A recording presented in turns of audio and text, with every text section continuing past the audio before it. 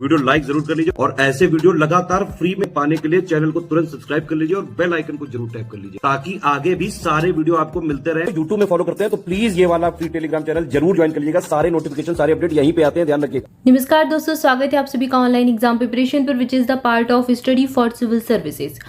दोस्तों, UP SSS video के exam के लिए, वीडियो री एग्जाम के लिए कंप्यूटर देख रहे हैं। ये सीरीज चल रही है पूरी और बस इसके कुछ ही पार्ट बाकी हैं, 2 से 3 पार्ट्स ही बचे हुए हैं जिसमें आपका ये कंप्लीट हो जाएगा। पूरी ये सीरीज कंप्लीट हो जाएगी और आप सभी अपना रिवीजन कर पाएंगे। और अभी भी आप रिवीजन स्टार्ट कर दीजिए। जिन्होंने प्रीवियस वीडियो देख ली है वो अपना रिवीजन स्टार्ट कर दें। आप बचा ही कितना टाइम है, 2 से 3 दिन ही शेष बचे हैं। आपके एग्जाम आने ही वाला है, री एग्जाम तो अभी होने ही वाला है। वीडियो वाले एक एक करके अपना रिवीजन आराम से कर सकते हैं। चलिए स्टार्ट करते हैं। लास्ट वीडियो में हमने हैंगिंग और ये सारा वायरस वगैरह सारा कुछ पढ़ लिया था। अब इसके आगे देखेंगे। नेक्स्ट टर्म है सर्च इंजन। सर्च इंजन क्या होता है? एक ऐसी प्रविधि है या फिर एक ऐसी टेक्निक है जिसके द्वारा किसी भी विषय से संबंधित सूचना आप आसानी से और जल्दी से प्राप्त कर सकते हैं। ठीक है, सर्च इंजन में जाकर आप क्या करते हैं, अपनी जो इन्फॉर्मेशन है आपको चाहिए उसको टाइप करते हैं और फिर आप सर्च का बटन दबा देते हैं या सर्च पर क्लिक कर देते हैं, फिर सर्च पर टच कर देते हैं तो आपकी इन्फॉर्मेशन आ जाती है। जैसे आप गूगल का मोस्टली यूज़ करते हैं तो गूगल पर आ जाती है, लेकिन किसी सर्च इंजन के माध्यम से ही जाते हैं। भारत में सबसे पहले सर्च इंजन 1994 में 1994 में याहू नाम से निर्मित हुआ था। गूगल, अल्ट्रा विस्टा, ऑरकुट ये सब सर्च इंजन है, जबकि साइस जो है ये सर्च इंजन नहीं है। अब यहाँ पर आपसे क्या होता है, एग्जाम में पूछे जाते हैं निम्नलिखित दिए गए ऑप्शन में कौन सा सर्च इंजन नहीं है। तो इनके नाम याद रख कर लेने हैं। Google, Yahoo, ultra Vista, Orkut ये सब सर्च इंजन है। साइंस जो है ये सर्च इंजन नहीं है। ठीक है, वायरस के नाम भी पूछे जाते हैं। वायरस हमने कल ही पढ़े हैं। इसके बाद अगला दिया गया है एसईओ। एसईओ क्या होता है? इसका फुल फॉर्म है सर्च इंजन ऑप्टिमाइजेशन। ये एक वेबसाइट की दृश्यता को प्रभावित करने की प्रक्रिया है। सर्च इंजन ऑप्टिमाइजेशन द्वारा जो अलग अलग प्रकार के सर्च रिजल्ट होते हैं और उनकी खोज है वो रैंक के आधार पर प्रदर्शित होती है।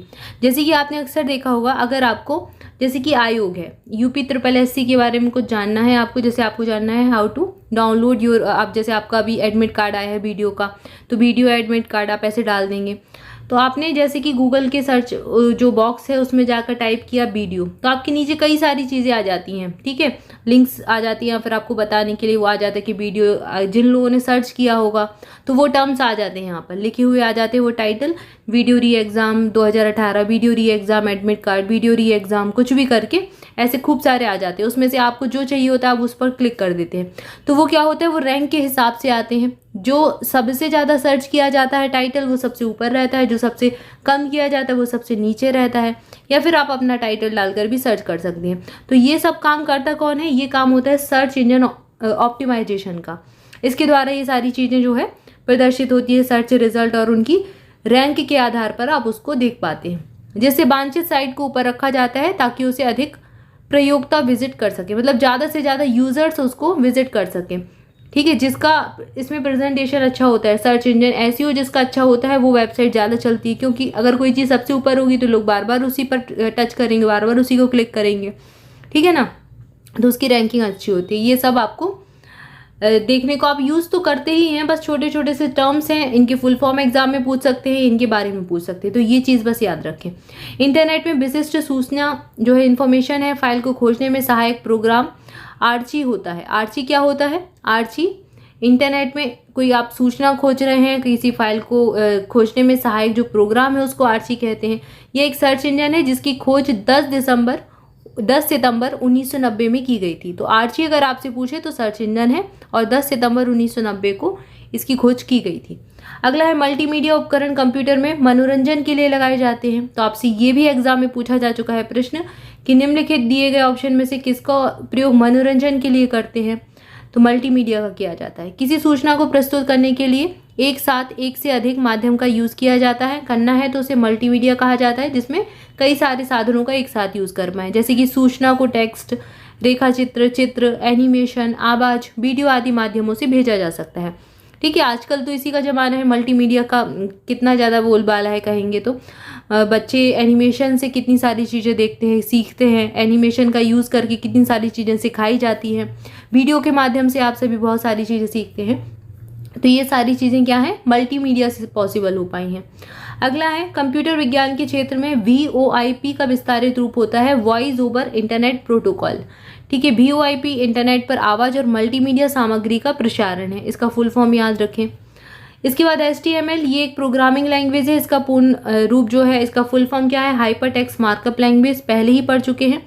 कोडिंग की लैंग्वेज होती है, इसका यूज वेब पेज को डिजाइन करने में किया जाता है। वेब पेज कैसे बनाया जाएगा, HTML से बनेगा। कैसे बनेगा, इसकी पूरी जो है लैंग्वेज में इसको डिजाइन किया जाता है। इसकी खोज टिम बर्नर्स-ली ने की थी और टिम बर्नर्स-ली ने ही WWW वर्ल्ड वाइड वेब की भी खोज की थी। ठीक है, ये पहले ही पढ़ चुके हैं। HTML भाषा में नौशेड टैग रेखा के छाया यानी शैडोज को हटाकर रेखा को गहरे धूसर रंग से प्रदर्शित करता है, जैसे कि ये आपको एग्जाम्पल के तौर पर दिखाया गया है। जबकि रेखा की मोटाई के लिए विड्थ तथा रेखा के कलर के लिए आदि टैग का प्रयोग किया जाता है। तो ये आपके काम का नहीं है कि इसकी जो प्रक्रिया है, आगे भी इसकी प्रक्रिया समझाई गई है, ये एग्जाम में पूछी नहीं जाएगी, बस आपके नॉलेज के लिए है। एक बार इसको पढ़ देते हैं ताकि आपको तसल्ली रहे कि आपका जो सिलेबस है पूरा मतलब है, आपको कोई भी चीज़ छोड़ी नहीं गई है। ठीक है, नहीं तो बहुत सारे लोगों को टेंशन हो जाएगी कि छोड़ दिया बीच में। तो एक बार इसको पढ़ देते हैं, हालांकि एग्जाम में नहीं पूछेंगे, आपकी नॉलेज के लिए है। HTML एक वेब पेज क्रिएट करने वाला स्टैंड अप मार्कअप लैंग्वेज है। हाइपरटेक्स्ट मार्कअप लैंग्वेज में किसी भी HTML प्रलेख में पहला टैग इस प्रकार से होता है। ठीक है, ऐसे ऐसे होता है, आपका बीच में लिखा होता है। उदाहरण के लिए देखा जा सकता है, अधिकतम HTML टैग को 2 हिस्से में बांटा जाता है, एक ओपनिंग और एक क्लोजिंग हिस्सा होता है। ये आपका ओपनिंग हिस्सा हो गया और ये आपका क्लोजिंग हो गया, जिसमें ऐसे स्लैश भी आ जाता है। ये आपके ओपनिंग और क्लोजिंग जो हिस्से हैं या फिर जो पार्ट्स हैं उनको प्रदर्शित कर रहे हैं। एक साधारण HTML टेबल में 2 कॉलम होते हैं, 2 पंक्तियां होती हैं। टेबल टैग का यूज करके 2 प्रकार से किया जा सकता है, जैसे एक विषय वस्तु के अलग अलग ब्लॉक को अलग करने के लिए दूसरा विषय वस्तु को सारणी के रूप में जो प्रस्तुत है उसको करते हैं। ठीक है, टेबल के फॉर्म में कुल मिलाकर प्रस्तुत करते हैं। 2 भाग होते हैं, 2 कॉलम, 2 पंक्तियां, ये चीज़ याद रखें। अब ये होता कैसे है, जैसे कि यहाँ पे लिखा, यहाँ पर मंथ लिख दिया, फिर सेविंग लिख दिया, ये इसकी इस प्रकार से इसको डिज़ाइन किया जाता है। ये आपके बिल्कुल एग्जाम में नहीं पूछी जाएगी, बस देख लीजिए, इस प्रकार की होती है HTML लैंग्वेज। ये लैंग्वेज है, ठीक है, जिसमें प्रोग्राम डिज़ाइन होते हैं, वेबसाइट वेब पेज डिज़ाइन होते हैं। HTML टैग में कैपिटल जो HR है, क्षैतिज रूल यानी कि हॉरिजॉन्टल रूल को प्रदर्शित करता है। इसका यूज पैराग्राफ के मध्य में बीच में क्षैतिज रूल लाइन को डालने के लिए किया जाता है। ठीक है, तो जैसे आप कमांड देंगे वैसे वो काम करता जाएगा। लाइन बदलने के लिए, लाइन ब्रेक के लिए, अब ये चीज़ें आपकी हो सकता है पूछना एग्जाम में, अगर ज़्यादा ही टफ बनाएंगे प्रश्न को तो पूछ सकते हैं। ठीक है, अगर ज़्यादा ही नेटवर्किंग में चले गए, वैसे तो ऊपर ऊपर से प्रश्न पूछ लेंगे वीडियो में, लेकिन अगर ज़्यादा भी अगर पूछा तो ये चीज़ें थोड़ा सा याद रख लें। जैसे कि HR क्या बताता है, हॉरिजॉन्टल रूल को बताता है। BR क्या बताता है, लाइन ब्रेक करने का जो होता है उसके लिए ये टैग यूज़ करते हैं। ठीक है, ये टैग से जिनका यूज़ करते हैं कुछ कुछ काम करने के लिए। वह कैरेक्टर ब्राउजर को HTML टेक्स्ट में टैग को रोकने की सूचना देता है, इसे स्लैश से प्रदर्शित करते हैं। XHTML क्या होता है, extensible hyper text markup language. ये वर्ल्ड वाइड वेब जो होता है WWW उस पर यूज होने वाली एक लैंग्वेज है। इसमें इस सॉफ्टवेयर भाषा में HTML और XML दोनों भाषाओं की विशेषता समाहित होती है। ठीक है, इसके बाद है HTML टैग का प्रयोग करते हैं टेक्स्ट को बोल्ड करने के लिए। ठीक है, अगर टेक्स्ट को जैसे कि ये वाला टेक्स्ट दिया गया, ये बोल्ड है, ठीक है, ये नॉर्मल है आपका, ठीक है, डार्क दिख रहा है तो ये बोल्ड है। तो जब बोल्ड करना है तो टैग का यूज करते हैं। टैग का अंतिम प्रयोग के रूप में इस्तेमाल किया जाना चाहिए जब कोई अन्य टैग उपयुक्त ना करना हो, मतलब लास्ट में बिल्कुल इसका यूज करें। इसके बाद हाइपरटेक्स्ट मार्कअप लैंग्वेज टैग की सही संरचना ये है। आप पहले HTML लिखेंगे, हेड, फिर ये स्लैश हेड लगा देंगे, फिर बॉडी, फिर स्लैश बॉडी HTML, इस प्रकार से लिखे जाती है। मुख्यतः वेबसाइट या फिर डिजाइनिंग के लिए यूज हाइपरटेक्स्ट लैंग्वेज है। ठीक है, इसके बाद आगे दिया गया है आपका माइक्रोसॉफ्ट विंडोज़ कंप्यूटर के लिए माइक्रोसॉफ्ट द्वारा विकसित एक ऑपरेटिंग सिस्टम है। अब यहाँ से जो चीज़ें आ रही हैं ये इंपॉर्टेंट है आपके लिए। ऑपरेटिंग सिस्टम है, ये चीज़ याद रखें। विश्व के लगभग 90% जो पर्सनल कंप्यूटर है उनमें माइक्रोसॉफ्ट विंडोज़ ऑपरेटिंग सिस्टम का यूज़ हो रहा है। ये graphical user GUI interface, multitasking, virtual memory की सुविधा देता है।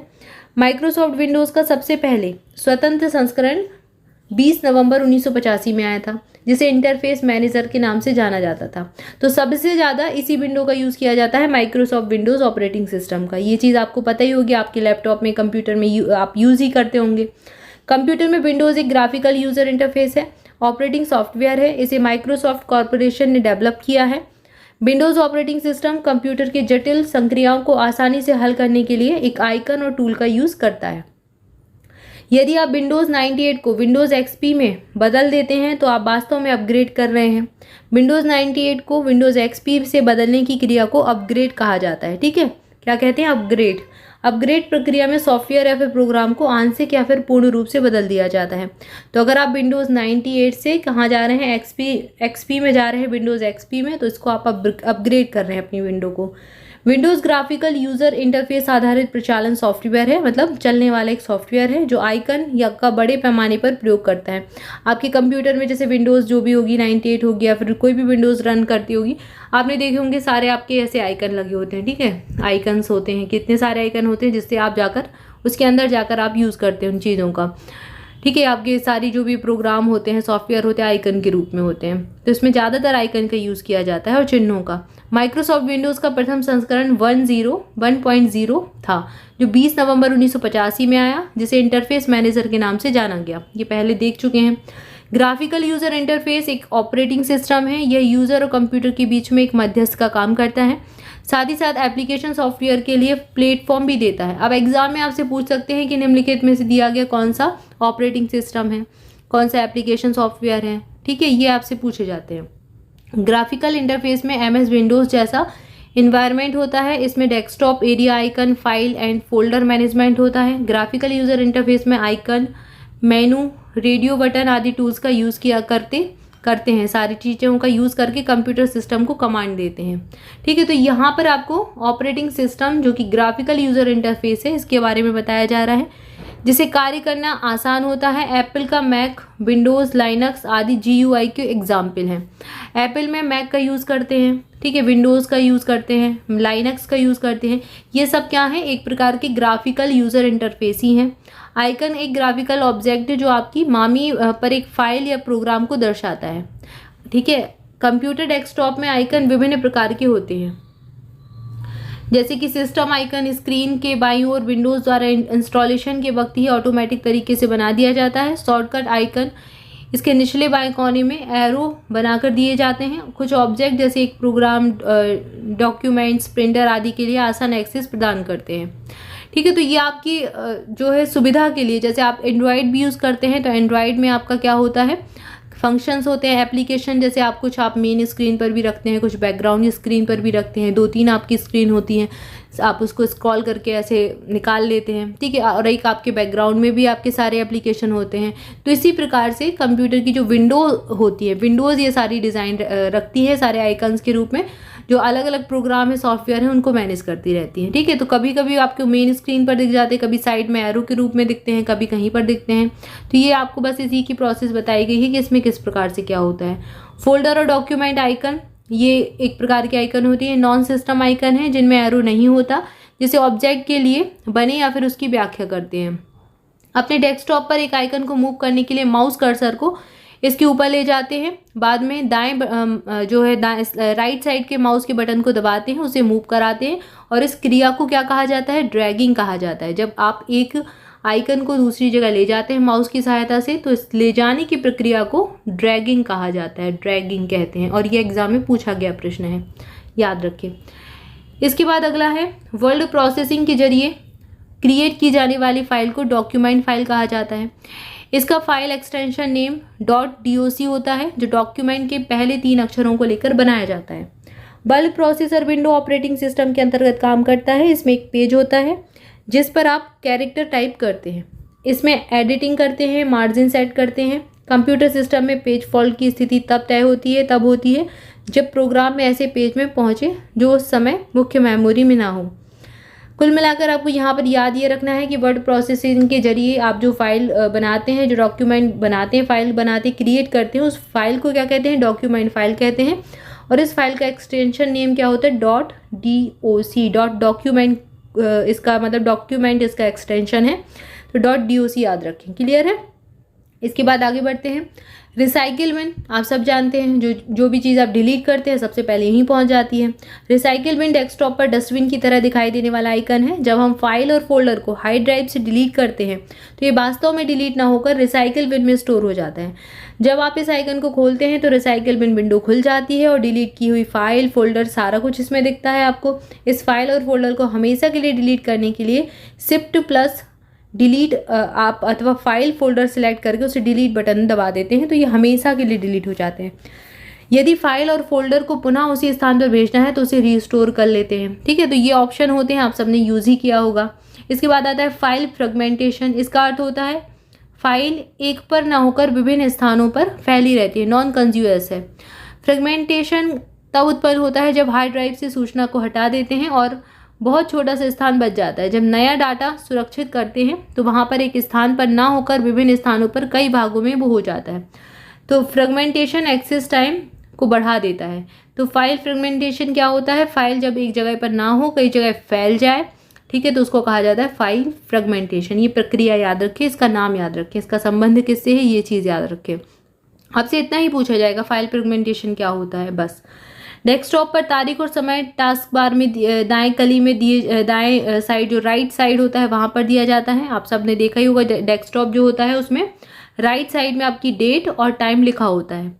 समय और तारीख की सेटिंग करने के लिए टास्क बार में प्रदर्शित समय पर डबल क्लिक करते हैं जिससे एक घड़ी और कैलेंडर प्रदर्शित होता है, जिससे आप अपना टाइम और डेट सेट कर सकते हैं। अगर सही नहीं दिखा रहा है तो आप उसको चेंज करके करेक्ट कर सकते हैं। ठीक है, तो अब यहाँ से आप डेस्कटॉप के बारे में पढ़ना स्टार्ट करेंगे। तो आज के लिए इतना ही, इसके आगे हम नेक्स्ट पार्ट में देखेंगे। तब तक के लिए आपसे भी चैनल के साथ जुड़े रहें। मोर अपडेट के लिए टेलीग्राम ग्रुप जरूर ज्वाइन कर लें। वहाँ पर आपको आजकल डेली कुछ ना कुछ अपडेट दिया जा रहा है कंप्यूटर से रिलेटेड। कई सारी इंपॉर्टेंट चीज़ें हैं जो आपको वहाँ शेयर की जाएंगी और आप वहाँ पर पढ़ पाएंगे और आपके एग्जाम के लिए इंपॉर्टेंट रहेंगी। तो जरूर से ज्वाइन कर लें, लिंक आपको डिस्क्रिप्शन में मिल जाएगी।